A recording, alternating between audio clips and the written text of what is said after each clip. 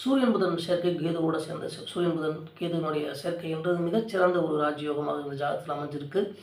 அதுவும் புதன் பகவான் வந்து சூரிய பகவானுக்கு முன்னாடி பயணிக்கக்கூடிய காலத்தில் அவர் பிறந்துக்கிறார்.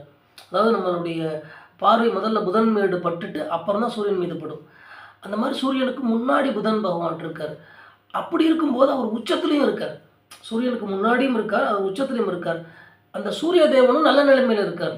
சொந்த நட்சத்திர சாரத்தில் உச்சம் பெற்ற புதனோடு சேர்ந்து அமைஞ்சிருக்கு. இது ஒரு பெரிய ஒரு 2, 3 ராஜயோகங்களை உண்டாக்கக்கூடியதை இந்த ஜாதகத்தில் அமைஞ்சிருக்கு.